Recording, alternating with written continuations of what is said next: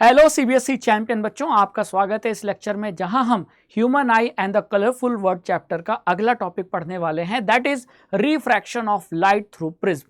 आइए टॉपिक को स्टार्ट करते हैं, वीडियो को एंड तक जरूर देखिएगा। तो बच्चों यहां बात हो रही है रिफ्रैक्शन की, और रिफ्रैक्शन कर कौन रहा है? रिफ्रैक्शन कर रहा है प्रिज्म। ठीक है, तो आपको भी पता है कि आपने लाइट चैप्टर में पढ़ा होगा कि जब लाइट एक मीडियम से दूसरे मीडियम में एंटर करती है तो लाइट बेंड होती है, और इसी फिनोमिना को हम रिफ्रैक्शन कहते हैं। अब अगर ध्यान से आप यहां देखेंगे तो प्रिज्म किसका बना है? ग्लास का। और प्रिज्म के अगल बगल क्या है? एयर। क्या है? एयर है, हवा है। ठीक है, डन। अब अगर लाइट एयर से एंटर करेगी ग्लास में तो भी बेंड होगी, और जब ग्लास से बाहर एयर में निकलेगी तो भी बेंड होगी। तो अब समझ में आ गया होगा आपको कि प्रिज्म लाइट को बेंड क्यों करता है, क्योंकि प्रिज्म खुद ग्लास का बना है, बाहर एयर है, तो जब भी लाइट एयर से ग्लास या ग्लास से एयर में जाएगी तो लाइट बेंड होगी। तो जब लाइट बेंड होगी तो इसे कहेंगे लाइट का रिफ्रैक्शन, और ये रिफ्रैक्शन किसने किया? प्रिज्म ने किया। ठीक है, अगर हम प्रिज्म को ध्यान से देखें तो प्रिज्म का जो बेस होता है ना, प्रिज्म का जो बेस होता है वो ट्रायंगुलर बेस होता है। तो prism has two triangular bases, एक ये ट्रायंगुलर बेस और एक दूसरा ट्रायंगुलर बेस। ठीक है, and three rectangular lateral surfaces, और 3 रेक्टेंगुलर लैटरल सर्फेसेस होती हैं। ठीक है, these surfaces are inclined to each other, the angle between its two lateral surfaces is called angle of prism। तो ये जो lateral surfaces है ना, इनके बीच का जो एंगल होता है इसे ही एंगल ऑफ प्रिज्म कहते हैं। ठीक है, लेकिन ये उतना ज्यादा इंपॉर्टेंट नहीं है, बस आपको ये समझना है प्रिज्म होता है, प्रिज्म का जो लैटरल सर्फेसेस के बीच में जो एंगल होता है उसे एंगल ऑफ प्रिज्म कहते हैं, जिसे ए से रिप्रेजेंट किया जाता है। तो अगर मैं इस डायग्राम में एंगल दिखाऊं तो ये रहा एंगल ऑफ प्रिज्म, जो इन 2 लैटरल सर्फेसेस के बीच में बना है। ठीक है, अब ये डायग्राम सबसे ज्यादा इंपॉर्टेंट है आपके एग्जाम के पॉइंट ऑफ व्यू से। ठीक है, अब आप इस डायग्राम में ध्यान से देखो, ये ए बी सी ये क्या है? ये आपका प्रिज्म है। ठीक है, और प्रिज्म का ए से बी, ए से सी ये लैटरल सर्फेसेस, तो इस लैटरल सर्फेसेस के बीच में जो एंगल बना, ठीक है, ये हो गया आपका एंगल ऑफ प्रिज्म, जिसे हम ए से डिनोट करते हैं। तो ये आपका एंगल ए है। ठीक है, अब जो लाइट एंटर कर रही है वो लाइट इस तरीके से एंटर कर रही है। तो ये जो लाइट रे है ना, इसे हम कहेंगे इंसिडेंट रे। तो इंसिडेंट रे, ये जो पीई है ये आपकी इंसिडेंट रे है। एरो ध्यान से देखो, तो लाइट ऐसे आई, ठीक है, यहां क्या हुई? बेंड हुई। किधर बेंड हुई? तो ये रेयर से डेंसर मीडियम में जा रही है तो टुवर्ड्स नॉर्मल बेंड होगी। अब इस सरफेस पे नॉर्मल देखा जाए तो ये एन डैश क्या है? नॉर्मल है। तो जाना था सीधे, लेकिन नॉर्मल की तरफ बेंड होगी, टुवर्ड्स नॉर्मल। तो ये बेंड होकर अब सीधी हो गई। ठीक है, और ये अब कौन सी रे है? ये जो रे है ई एफ, ये रिफ्रैक्टेड रे है। क्या है? रिफ्रैक्टेड रे। ठीक है, अब ये जो रिफ्रैक्टेड रे है वो प्रिज्म के बेस के क्या होगी? पैरेलल होगी। ठीक है, अब आपसे कोई पूछे कि ये एंगल आई बताओ क्या है, तो इंसिडेंट रे ने नॉर्मल के साथ ये जो एंगल बनाया, ये एंगल आई हो जाएगा एंगल ऑफ इंसिडेंस। क्या हो जाएगा? Angle of incidence. फिर ये जो रे थी ये रिफ्रैक्टेड रे है, और रिफ्रैक्टेड रे ने नॉर्मल के साथ ये जो एंगल बनाया ये हो जाएगा एंगल ऑफ रिफ्रैक्शन। ठीक है, अब जब ये रिफ्रैक्टेड रे इस सरफेस से बाहर निकलेगी तो अगेन रिफ्रैक्शन होगा, लाइट बेंड होगी, लेकिन इस बार लाइट डेंसर से रेयर जा रही है। तो इस बार लाइट किधर बेंड होगी? टुवर्ड्स नॉर्मल की away from normal? Away from normal, क्योंकि वो डेंसर से रेयर जा रही है। तो ये जाना था सीधे, नॉर्मल है ऐसे, लेकिन इसके तरफ नहीं, इससे अवे फ्रॉम नॉर्मल बेंड होगी, तो ये ऐसे चली गई। ठीक है, ये आपकी कौन सी रे है? ये हो गई आपकी एमर्जेंट रे। कौन सी? एमर्जेंट रे। तो ये तीनों रे का ध्यान रखो, ये हो गई एमर्जेंट रे। ठीक है, ये हो गई आपकी रिफ्रैक्टेड रे,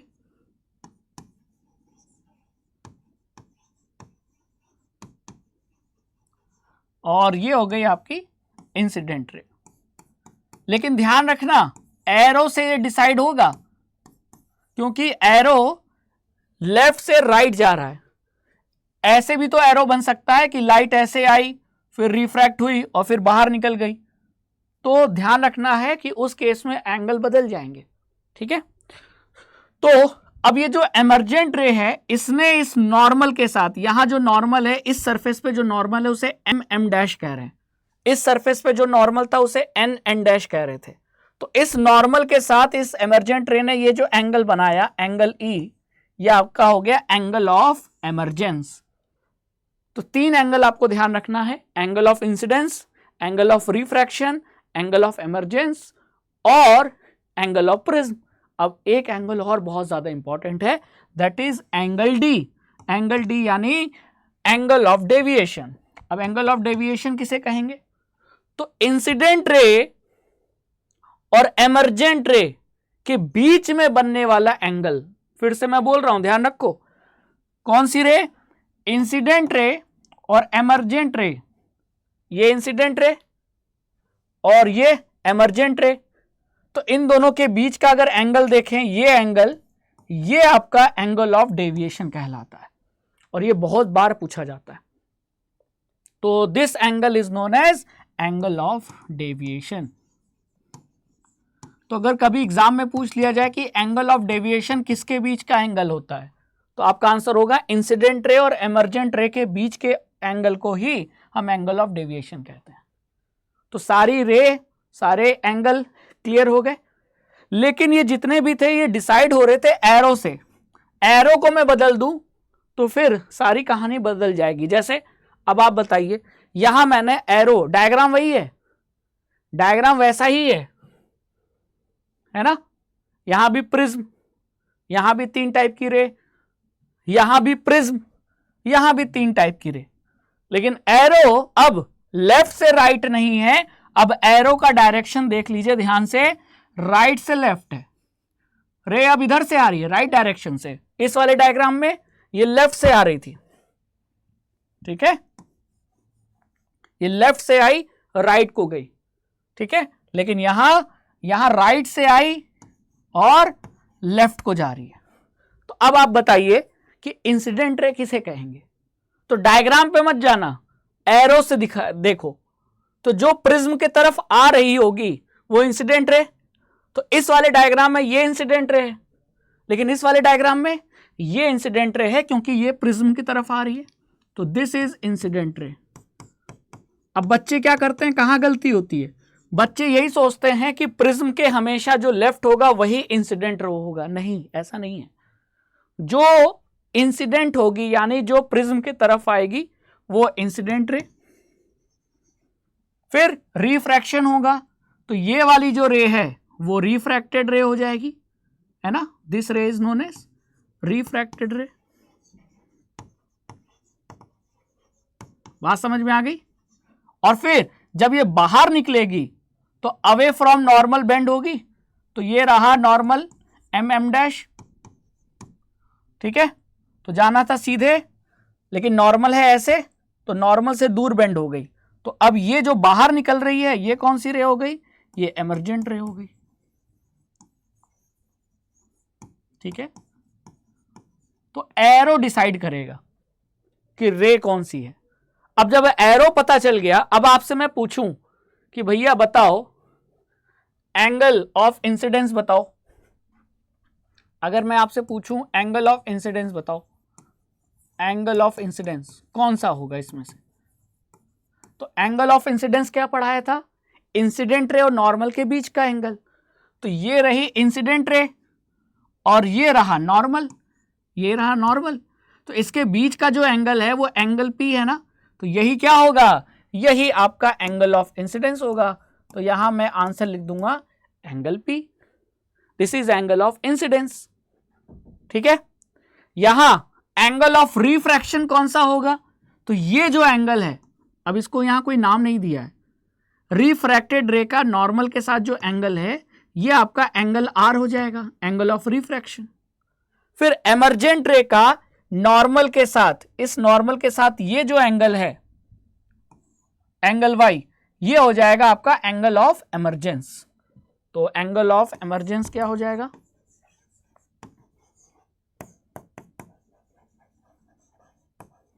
एंगल ऑफ इमर्जेंस हो जाएगा एंगल वाई, ठीक है। Angle of incidence, angle of emergence. अब ये कोई पूछे तो ये कौन सा एंगल है, अरे ये प्रिज्म के दो लैटरल सरफेसेस के बीच का एंगल है, तो ये आपका एंगल ऑफ प्रिज्म हो जाएगा, एंगल ऑफ प्रिज्म। अब आता है सबसे ज्यादा इंपॉर्टेंट, एंगल ऑफ डेविएशन। क्या पढ़ाया था, इंसिडेंट रे और एमर्जेंट रे के बीच का एंगल। तो इंसिडेंट रे ऐसे जा रही थी, एमर्जेंट रे ऐसे जा रही है, तो इन दोनों के बीच का एंगल, तो ये जो एंगल बन रहा है, पेन और मेरे हाथ, ये उंगलियां और ये जो पेन, पेन किसको डिनोट कर रहा है, एमर्जेंट रे को जो ऐसे है, और इंसिडेंट रे ये उंगली।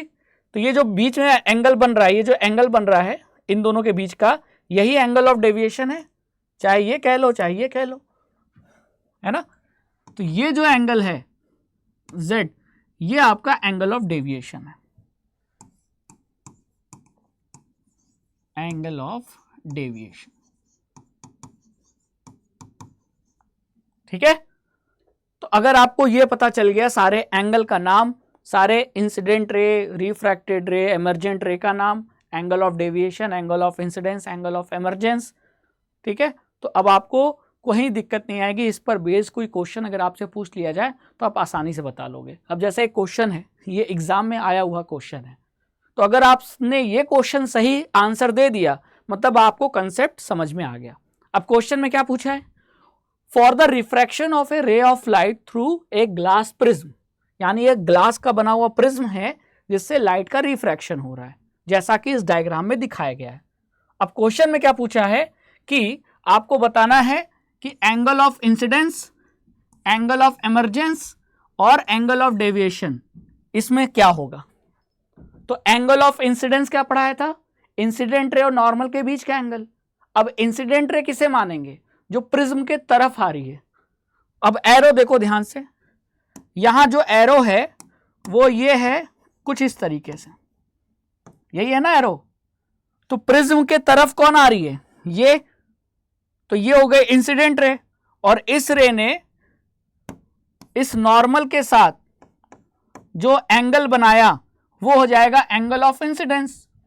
तो इस नॉर्मल के साथ इंसिडेंट रे ने कौन सा एंगल बनाया, ये एंगल x बनाया है, तो ये जो एंगल x है वो हो जाएगा आपका एंगल ऑफ इंसिडेंस।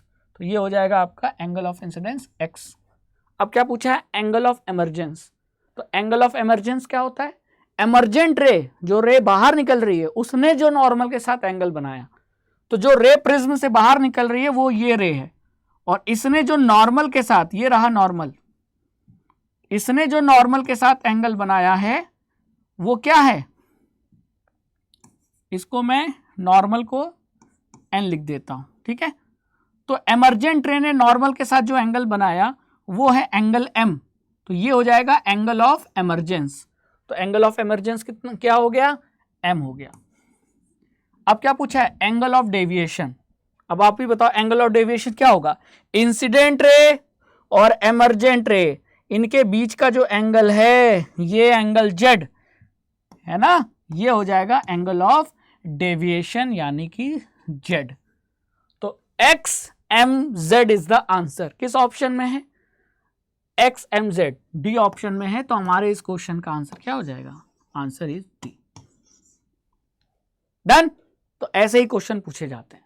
तो कंसेप्ट समझ में आ गया, सारे टर्म्स के मतलब समझ में आ गए, तो इस टॉपिक से ऐसे ही क्वेश्चन पूछे जाते हैं। और अगर ये टॉपिक समझ में आ गया तो प्रिज्म से जो लाइट का डिस्पर्सन होता है वो भी क्लियर हो जाएगा, जो कि अगला टॉपिक है। तो नेक्स्ट वीडियो में हम डिस्पर्सन पढ़ेंगे। तो आज का ये टॉपिक यही एंड होता है। आई होप कि आज के टॉपिक आपको अच्छे तरीके से समझ में आ गए, कैसे क्वेश्चन पूछे जाते हैं ये भी समझ में आ गया। तो मिलते हैं नेक्स्ट वीडियो में। वीडियो को लाइक, शेयर और चैनल को सब्सक्राइब जरूर कीजिए। Thank you so much. जय हिंद, जय भारत।